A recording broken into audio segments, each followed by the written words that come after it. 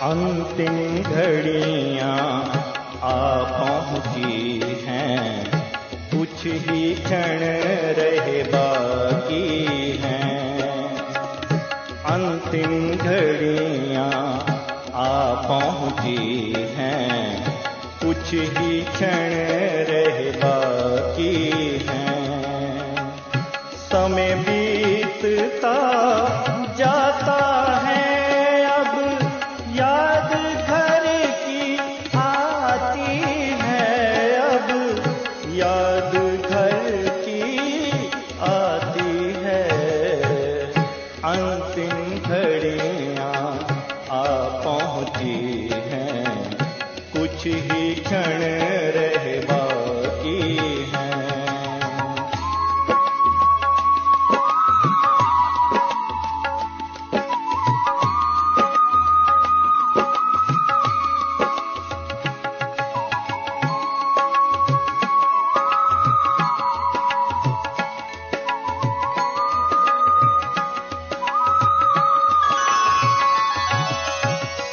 तन से होकर के अब न्यारे मूल वतन जाना है प्यारे। होंगे वहाँ अव्यक्त नज़ारे, होंगे वहाँ अव्यक्त नज़ारे। धड़कन दिल की बताती है, अब याद घर आती है। अंतिम घड़ियां आ पहुंची हैं, कुछ ही क्षण रह बाकी हैं।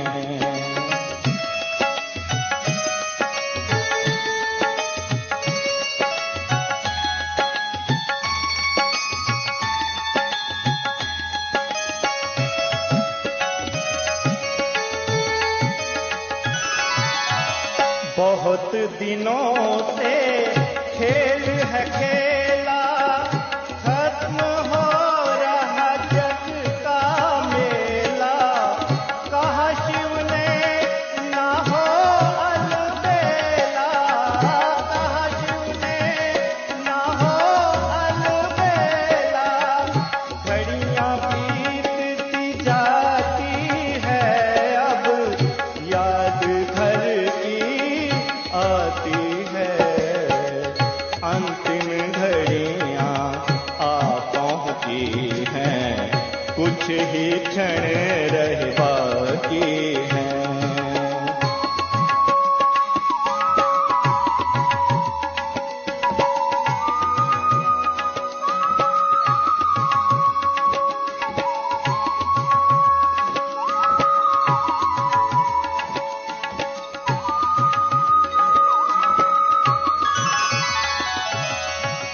अब न किसी से दिल को लगाना, नष्टो मोहा हो अब घर जाना। विस्तार को सार में लाना, विस्तार को सार में लाना। ज्ञान की गूंज सुनाती है, अब याद घर की आती है। अंतिम घड़ियां आ पहुंची हैं, कुछ ही क्षण रह बाकी हैं। समय बीतता जाता है, अब याद घर की आती है, अब याद घर की आती है। अंतिम घड़ियां आ पहुंची हैं, कुछ ही क्षण रह बाकी हैं।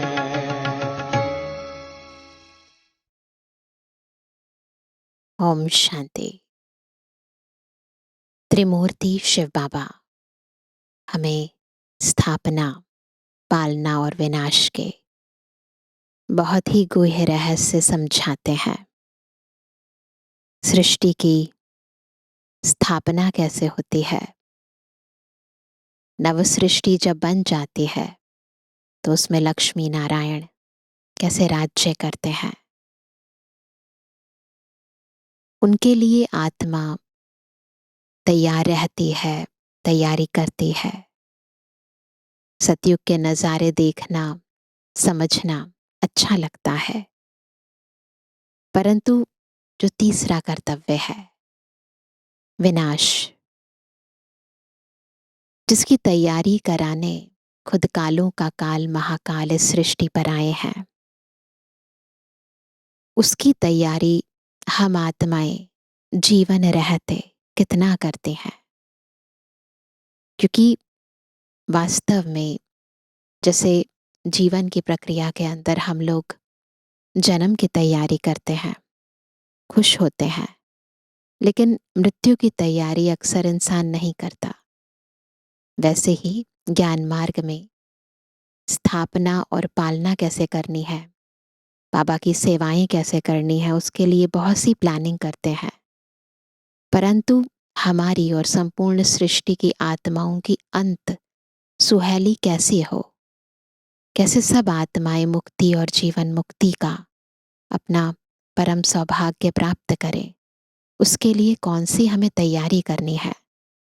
यदि अंतिम विनाश के सीन, जिसके बारे में बाबा अनेक बार अनेक मुरलियों में हमें बताते हैं, हमारे समक्ष आ जाए तो क्या आज हम उन सीनरियों को देखने के लिए तैयार हैं? इसकी परख हम कैसे करें? हमारी आंतरिक स्थिति क्या इतने ऊंच श्रेष्ठ पोजीशन पर पहुंच गई है? इसका मापदंड क्या है? आज की मुरली हमें बहुत ही गहराई से बता रही है। बहुत ही ध्यान से आत्मिक स्थिति में स्थित होकर हम प्यारे बाबा के मधुर महावाक्य सुनेंगे। आज है 9 तारीख 9 दिसंबर 2025। बाबा के मधुर महावाक्य हैं, मीठे बच्चे, बाबा आए हैं तुम्हें बेहद की जागीर देने। ऐसे मीठे बाबा को तुम प्यार से याद करो तो पावन बन जाएंगे। कैसे याद करना है? प्यार से याद करना ना। जब प्यार आ जाता है ना तो याद करना नहीं पड़ता है, याद सताने लगती है तो पावन बन जाती है आत्मा। प्रश्न है, विनाश का समय जितना नजदीक आता जाएगा उसकी निशानियां क्या होंगी? उत्तर है, विनाश का समय नजदीक होगा तो पहला, सबको मालूम पड़ता जाएगा कि हमारा बाबा आया हुआ है। दूसरा, अब नई दुनिया की स्थापना, पुरानी का विनाश होना है।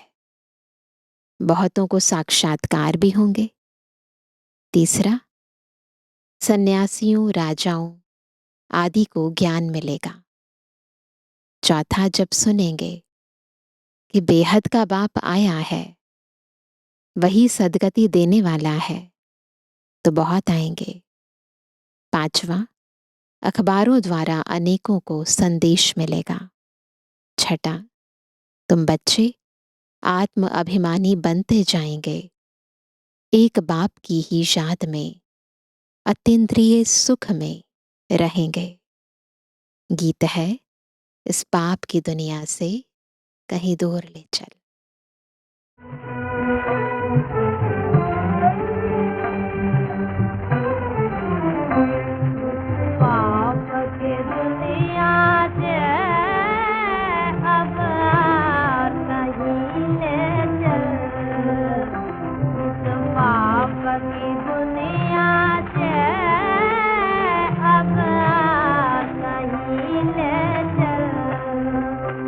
इस चैन जहाँ पाए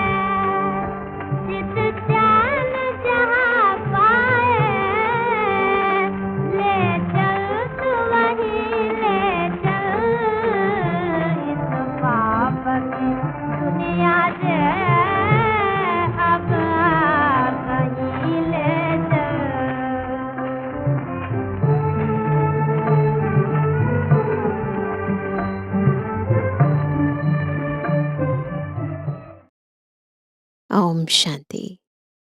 यह कौन कहते हैं और किसको कहते हैं? रूहानी बच्चे। बाबा घड़ी घड़ी रूहानी क्यों कहते हैं?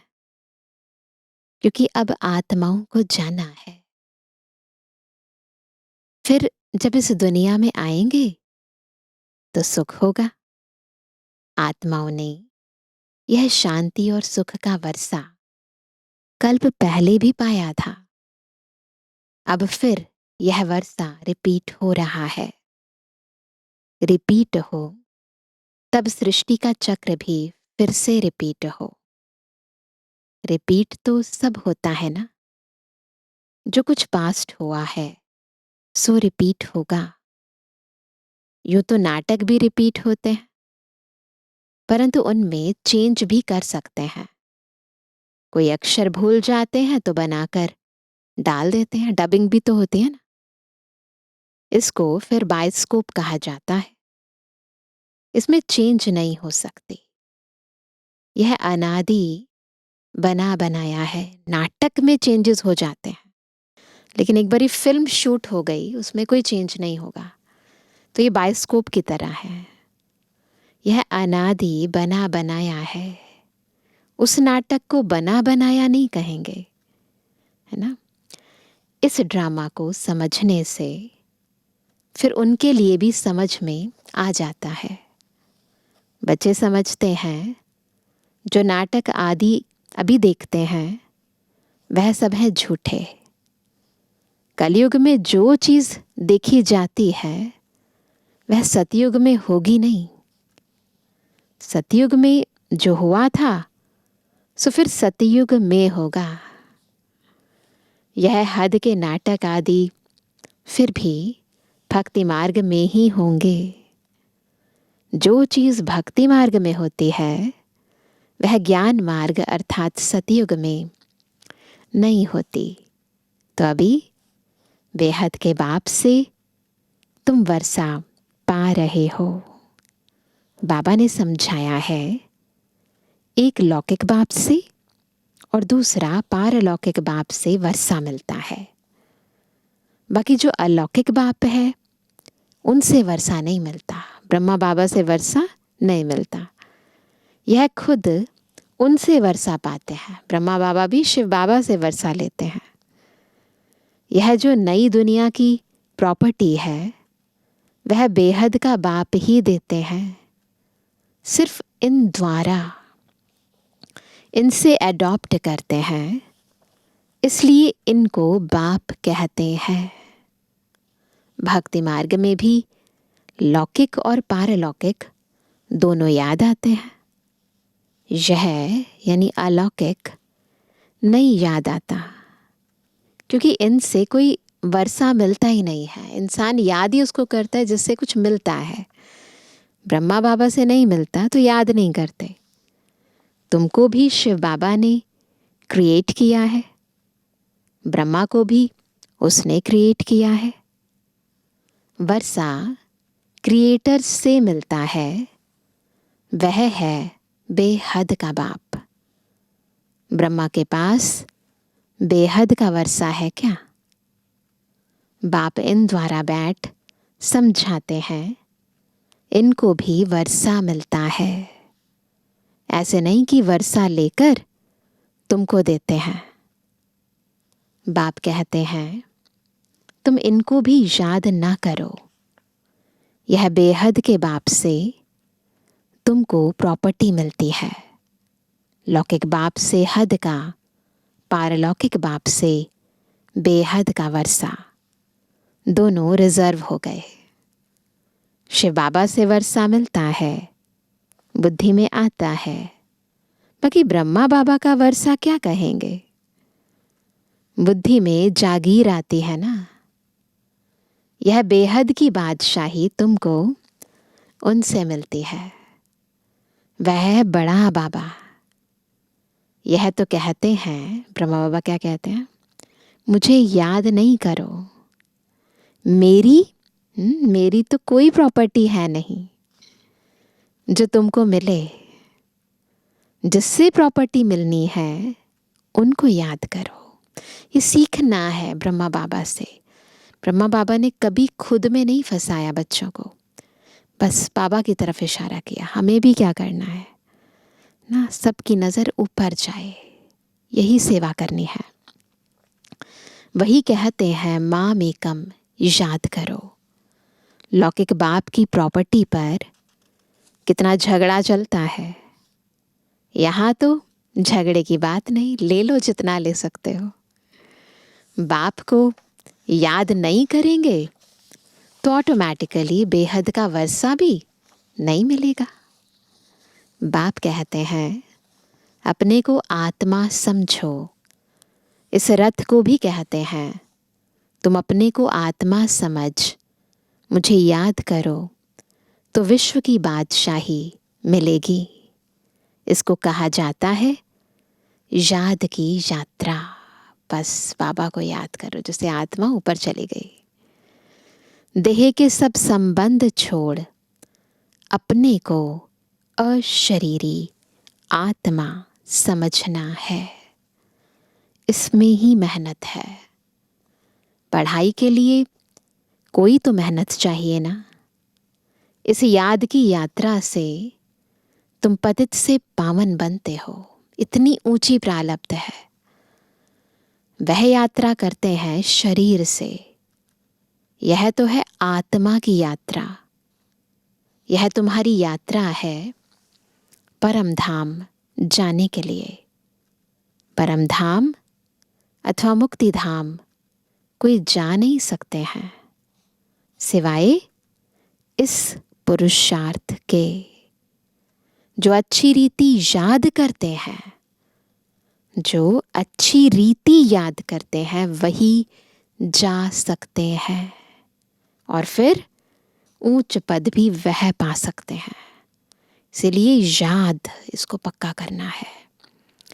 जाएंगे तो सब, जाना तो सबको है, परंतु वह तो पतित है ना, इसलिए पुकारते हैं। आत्मा याद करती है, खाती पीती सब आत्मा करती है ना। इस समय तुमको देही अभिमानी बनना है।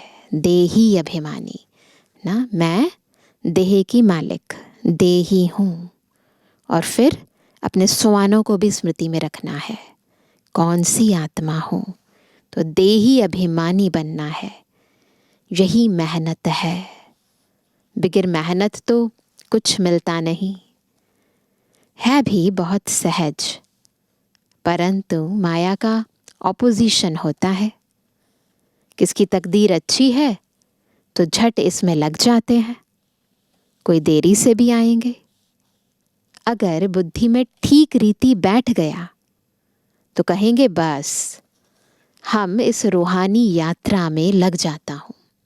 अगर ठीक रीति बैठ गया है तो, है ना, तब अपने आप ही इस तरफ आ जाएंगे। ऐसे तीव्र वेग से लग जाएं तो अच्छी दौड़ी पहन सकते हैं। घर में रहते भी बुद्धि में आ जाएगा। यह तो बहुत अच्छी राइट बात है। कहीं भी रहें, ये बुद्धि की बात है। अगर बुद्धि पवित्र है, समझ में आ गया, तो कहीं रहते भी पुरुषार्थ कर सकते हैं। हम अपने को आत्मा समझ पतित पावन बाप को याद करता हूँ। बाप के फरमान पर चलें तो पावन बन सकते हैं। बनेंगे भी ज़रूर। पुरुषार्थ की बात है बहुत सहज। भक्ति मार्ग में तो बहुत डिफ़िकल्टी होती है। कितने सारे कर्मकांड यहाँ तुम्हारी बुद्धि में है। अब हमको वापस जाना है बाबा के पास। फिर यहाँ आकर विष्णु की माला में पिरोना है। विष्णु की वंशावली में आएंगे। माला का हिसाब करें। माला तो ब्रह्मा की भी है, विष्णु की भी है, रुद्र की भी है। पहले पहले नई सृष्टि के यह है ना लक्ष्मी नारायण, बाकी सब पीछे आते हैं। गोया पिछाड़ी में पिरोते हैं, जो पीछे आते हैं, यानी जैसे माला में पीछे के मन के हैं वो। कहेंगे तुम्हारा ऊंच कुल क्या है? तुम कहेंगे विष्णु कुल। हम असल विष्णु कुल के थे, लक्ष्मी नारायण की वंशावली थे। फिर क्षत्रिय कुल के बने, फिर उनसे बिरादरियां निकलती हैं। इस नॉलेज से तुम समझते हो बिरादरियां कैसे बनती हैं, है ना। पहले पहले रुद्र की माला बनती है, ऊपर परमधाम में सब आत्माएं जाएंगी, शिव बाबा के गले का हार बनेंगी। ऊंचते ऊंच बिरादरी है। बाबा ने समझाया है यह तुम्हारा बहुत ऊंच कुल है। यह भी समझते हैं सारी दुनिया को पैगाम जरूर मिलेगा। जैसे कई कहते हैं भगवान जरूर कहाँ आया हुआ है, परंतु पता नहीं पड़ता है। आजकल तो बहुत ज़्यादा पॉपुलर हो गया है, कल की अवतार आ गया है, तो वह कहते कि ऐसे पता नहीं पड़ता है, कहते रहते हैं। आखिरीन पता तो लगेगा सबको, अखबारों में पढ़ता जाएगा। अभी तो थोड़ा डालते हैं, ऐसे नहीं कि एक अखबार सब पढ़ते हैं। लाइब्रेरी में पढ़ सकते हैं, वहाँ सारी अखबारें आती हैं ना। कोई 2-4 अखबार भी पढ़ते हैं, कोई बिल्कुल नहीं पढ़ते। यह सबको मालूम पड़ना ही है कि बाबा आया हुआ है। विनाश का समय नज़दीक होगा तो मालूम पड़ेगा। नई दुनिया की स्थापना, पुरानी का विनाश होता है। हो सकता है बहुतों को साक्षात्कार भी हो। तुम्हें सन्यासियों, राजाओं आदि को ज्ञान देना है। बहुतों को पैगाम मिलना है। जब सुनेंगे बेहद का बाप आया है, वही सदगति देने वाला है, तो बहुत आएंगे। अभी अखबार में इतना दिल पसंद कायदे मुजीब निकला नहीं है। कोई निकल पड़ेंगे, पूछताछ करेंगे। बच्चे समझते हैं हम श्रीमत पर सतयुग की स्थापना कर रहे हैं। तुम्हारी यह नई मिशन है। तुम हो ईश्वरीय मिशन के ईश्वरीय भांति। जैसे क्रिश्चियन मिशन के क्रिश्चियन भांति बन जाते हैं, वो उनकी फैमिली के जैसे मेंबर्स बन जाते हैं, तो ऐसे ये भी गॉडली फैमिली है। तुम हो ईश्वरीय भांति, इसलिए गायन है अतीन्द्रिय सुख गोप गोपियों से पूछो, जो आत्म अभिमानी बने हैं। एक बाप को याद करना है, दूसरा ना कोई। यह राजयोग एक बाप ही सिखलाते हैं। वही गीता का भगवान है। सबको यही बाप का निमंत्रण व पैगाम देना है। बाकी सब बातें हैं ज्ञान श्रृंगार। सबसे इम्पॉर्टेंट बात है बाबा का परिचय देना, बाबा की याद दिलाना। बाकी सब बाबा कहते वो ज्ञान का श्रृंगार है। यह चित्र सब है ज्ञान का श्रृंगार, न कि भक्ति का। यह बाप ने बैठ बनवाए हैं मनुष्यों को समझाने के लिए। यह चित्र आदि तो प्राय लोप हो जाएंगे, बाकी यह ज्ञान आत्मा में रह जाता है। ज्ञान की धारणा रह जाती है। बाप को भी यह ज्ञान है, ड्रामा में नोंद है। तुम अभी भक्ति मार्ग पास कर ज्ञान मार्ग में आए हो। तुम जानते हो हमारी आत्मा में यह पाठ है जो चल रहा है। पहले भक्ति का पाठ था, फिर अभी ज्ञान का पाठ है, ये चल रहा है।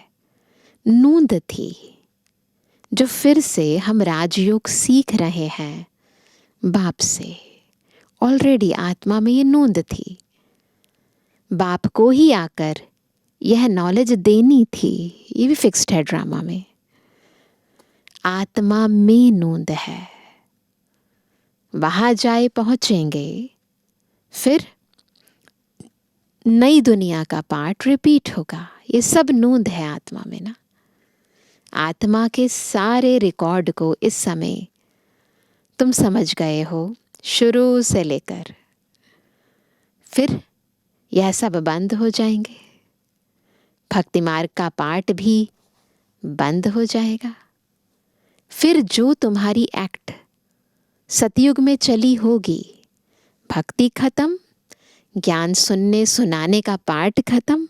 फिर जब सतयुग में आएंगे तो वहाँ जो हमारा पार्ट होगा, फिर जो तुम्हारी एक्ट सतयुग में चली होगी वही चलेगी। क्या होगा ये बाप नहीं बताते हैं। जो कुछ हुआ होगा वही होगा। समझा जाता है सतयुग है नई दुनिया। ज़रूर वहाँ सब कुछ नया, सतु प्रधान और सस्ता होगा। ये समझ की बात है ना। बुद्धि से काम लो कि वहाँ कैसा हो सकता है। जो कुछ कल्प पहले हुआ था वही होगा। देखते भी हैं इन लक्ष्मी नारायण को कितने सुख हैं। हीरे जवाहरात धन बहुत रहता है। पहुंच जाओ बुद्धि से वहां पर। धन है तो सुख भी है।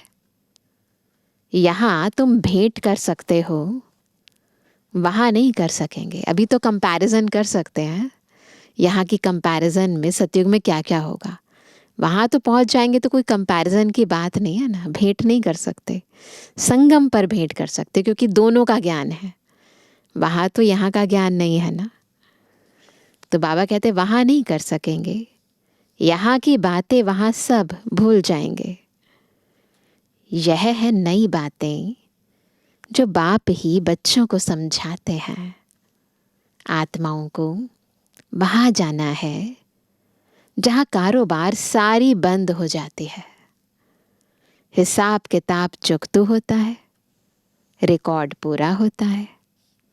एक ही रिकॉर्ड बहुत बड़ा है, एक ही रिकॉर्ड है। ऐसे नहीं है जैसे मूवी के अलग अलग वॉल्यूम्स होते हैं, नहीं, एक ही रिकॉर्ड है। कहेंगे फिर आत्मा भी इतनी बड़ी होनी चाहिए, परंतु नहीं। इतनी छोटी आत्मा में 84 जन्मों का पार्ट है। आज की दुनिया में समझना कठिन नहीं है। जब इतनी छोटी सी चिप के अंदर इतना डाटा होता है, तो बाबा, शिव बाबा और हम आत्माएं ना, हम तो बाबा की सर्वोच्च सर्वश्रेष्ठ संतान हैं, अजर अमर अविनाशी हैं। तो हम आत्मा में क्या 84 जन्मों का पाठ नूंद नहीं हो सकता? मनुष्य आत्मा की क्रिएशन ऐसी हो सकती है, तो परमात्मा सुप्रीम क्रिएटर की हम क्रिएशन है। तो बाबा कहते हैं इतनी छोटी आत्मा में 84 जन्मों का पाठ है। आत्मा भी अविनाशी है। इनको सिर्फ वंडर ही कहेंगे। ऐसे आश्चर्यवत चीज और कोई हो ना सके।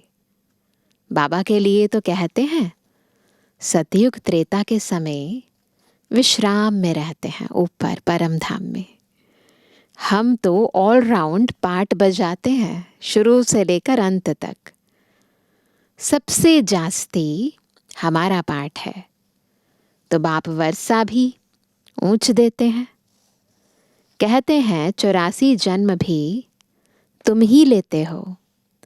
हमारा तो पाठ फिर ऐसा है जो और कोई बजा ना सके। वंडरफुल बातें हैं ना।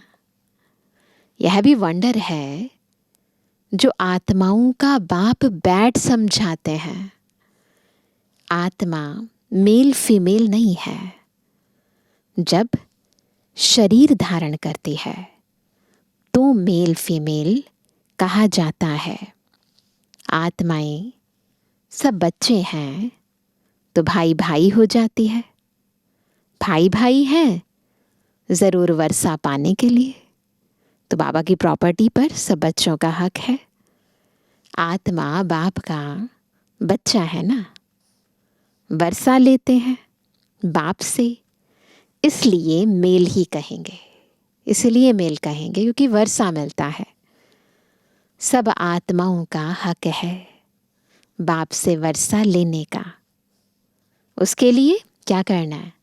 बाप को याद करना है, अपने को आत्मा समझना है। हम सब ब्रदर्स हैं। बहुत इम्पॉर्टेंट है ये पॉइंट, इसको सारा दिन याद रखना है। आत्मा आत्मा ही है, वह कभी बदलती नहीं। बाकी शरीर कभी मेल का कभी फीमेल का लेती है। यह बड़ी अटपटी बातें समझने की हैं और कोई भी सुना ना सके। बाप से या तुम बच्चों से ही सुन सकते हैं। बाप तो तुम बच्चों से ही बात करते हैं। आगे तो सबसे मिलते थे, सबसे बात करते थे। अभी करते करते आखिरीन तो कोई से बात ही नहीं करेंगे।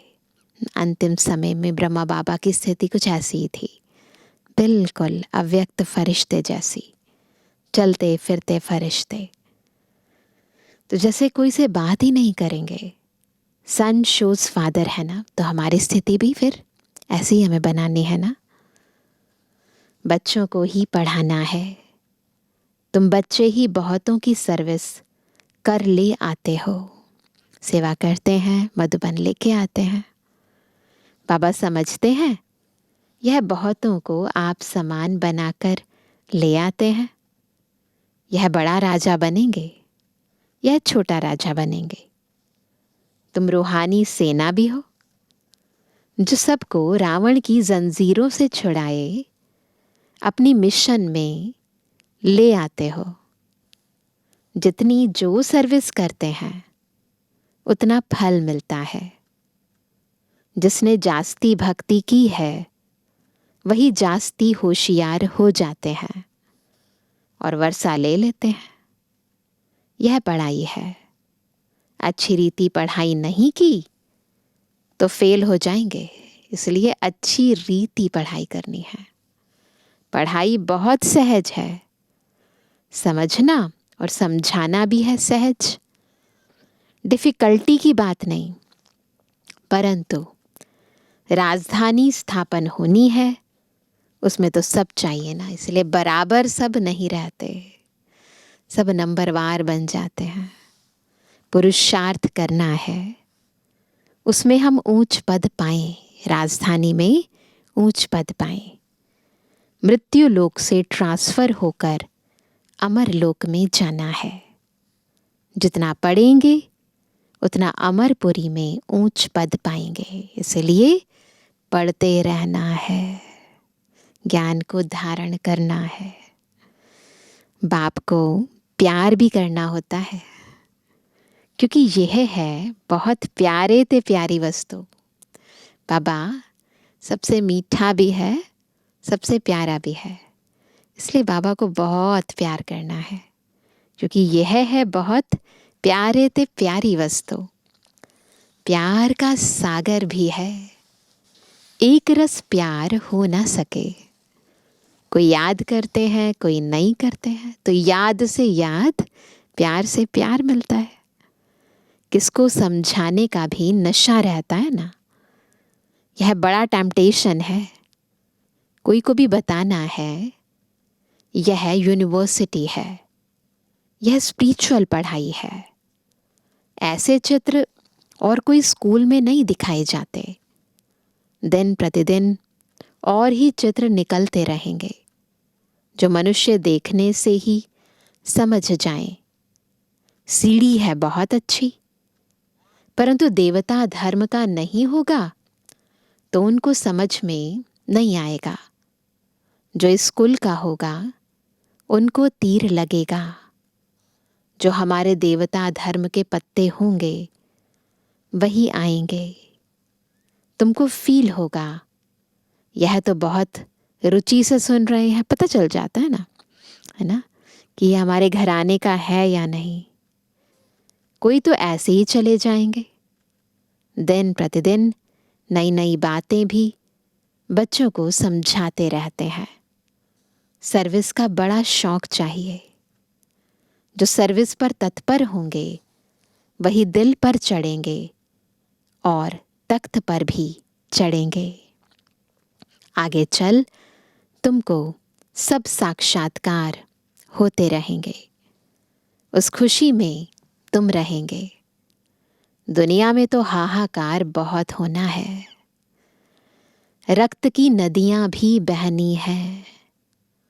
बहादुर सर्विस वाले कभी भूख नहीं मरेंगे। न बाबा ने अव्यक्त वाणियों में भी कई बार बताया है, बाबा की सेवा करने वाले बच्चे, एक बल एक भरोसा रखने वाले बच्चे कभी भूख नहीं मरेंगे। परंतु यहाँ तो तुमको वनवास में रहना है। सुख भी वहाँ मिलेगा। कन्या को तो वनवाह में बिठाते हैं ना। ससुर घर जाकर खूब पहनना, तो अंदर से ये वैराग्य वृत्ति सदा होनी चाहिए, है ना। पापा कहते तुम भी ससुर घर जाते हो तो वह नशा रहता है। ससुर घर सतयुग में जाएंगे तो नशा रहता है। वह है ही सुख धाम। अच्छा, मीठे मीठे सर्व से एबल आज्ञाकारी बच्चों पर माता पिता बाप दादा का याद। Good morning. रूहानी बच्चों की, रूहानी बाप दादा को गुड मॉर्निंग, नमस्ते नमस्ते नमस्ते। धारणा के लिए मुख्य सार पहला, माला में पिरोने के लिए देही अभिमानी बन तीव्र वेग से याद की यात्रा करनी है। बाप के फरमान पर चलकर पावन बनना है। दूसरा, बाप का परिचय दे बहुतों को आप समान बनाने की सर्विस करनी है। यहाँ वनवाह में रहना है। अंतिम हाहाकार की सीन देखने के लिए महावीर बनना है। वरदान है, बंधनों के पिंजड़े को तोड़कर जीवन मुक्त स्थिति का अनुभव करने वाले सच्चे ट्रस्टी भव। कैसे बनेंगे सच्चे ट्रस्टी? जब बंधनों के पिंजरे को तोड़ देंगे, जीवन मुक्त स्थिति का अनुभव करेंगे, तो ऐसे ट्रस्टी बन जाओ। शरीर का व संबंध का बंधन ही पिंजड़ा है। फर्ज अदाई भी निमित्त मात्र निभानी है। जो रिस्पॉन्सिबिलिटीज़ हैं उन्हें निमित्त मात्र निभाना है, तोड़ निभाना है, लगाव से नहीं। तब कहेंगे निर्बंधन। जो ट्रस्टी बनकर चलते हैं वही निर्बंधन है। यदि कोई भी मेरापन है, कोई भी है ना, छोटा भी मेरापन है, ये मेरा है, वो मेरा है, मेरी जिम्मेवारी है ना, तो पिंजड़े में बंद है। चेक करना है खुद को, कोई मेरापन तो नहीं है। अभी पिंजड़े की मैना से फरिश्ते बन गए, इसलिए कहाँ जरा भी बंधन ना हो। मन का भी बंधन नहीं, ये बहुत सूक्ष्म बंधन है। क्या करूं, कैसे करूं, चाहता हूं, होता नहीं, यह भी मन का बंधन है। जब मरजीवा बन गए तो सब प्रकार के बंधन समाप्त। सदा जीवन मुक्त स्थिति का अनुभव होता रहे। स्लोगन है, संकल्पों को बचाओ तो समय बोल सब स्वतः बच जाएंगे। तो पहले संकल्पों को बचाओ। आज का अव्यक्त इशारा, अब संपन्न व कर्मातीत बनने की धुन लगाओ। कर्मातीत अर्थात कर्म के किसी भी बंधन के स्पर्श से न्यारे। ऐसा ही अनुभव बढ़ता रहे। कोई भी कार्य स्पर्श ना करे और करने के बाद जो रिजल्ट निकलती है उसका भी स्पर्श ना हो। बिल्कुल ही न्यारापन अनुभव होता रहे, जैसे कि दूसरे कोई ने कराया और मैंने किया। निमित्त बनने में भी न्यारापन अनुभव हो, ऐसा लगे ही नहीं कि मैं कर रहा हूँ। जैसे किसी ने आया, कोई हमारे अंदर करा कर चला गया, तो न करने का न करने के बाद जो फल मिलता है, तो न कर्म का बंधन न कर्म के फल का बंधन। तो निमित्त बनने में भी न्यारापन अनुभव हो। जो कुछ बीता फुल स्टॉप लगाकर न्यारे बन जाओ। बिल्कुल कुछ भी आत्मा को कहीं स्पर्श ना करे, बिल्कुल डिटैच। अच्छा, ओम शांति।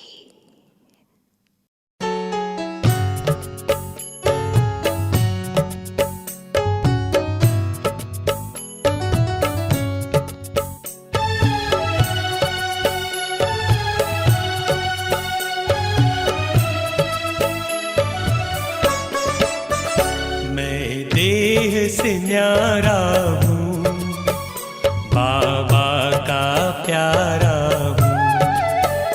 मैं देह से न्यारा हूँ, बाबा का प्यारा हूँ।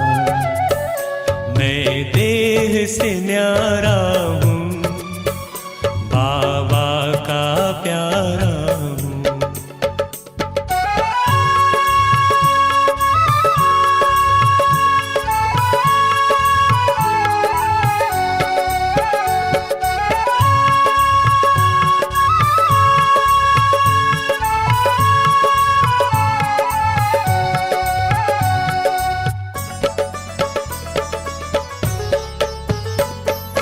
परम धाम से एक दिन मैं नीचे आया, आकर के 2 युग तक मैंने स्वर्णिम सुख पाया, स्वर्णिम सुख पाया। मैं देह से न्यारा हूँ, बाबा का प्यारा हूँ। मैं देह से न्यारा हूँ, बाबा का प्यारा हूँ।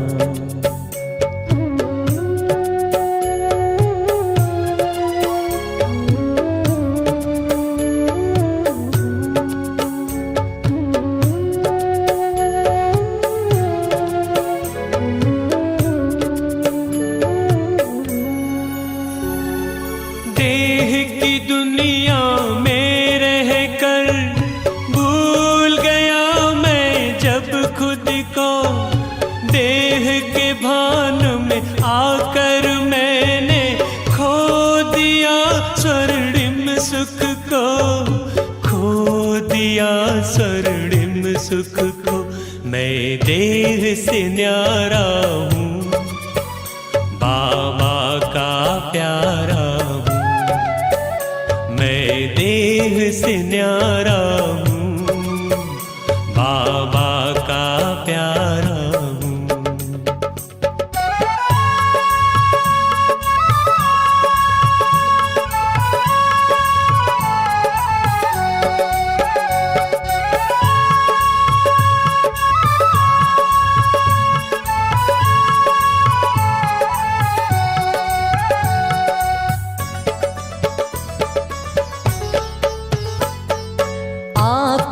के खुदा ने मुझको खुद से परिचय है कराया, अपनी भी पहचान देकर घर का मुझको पता बताया, घर का मुझको पता बताया।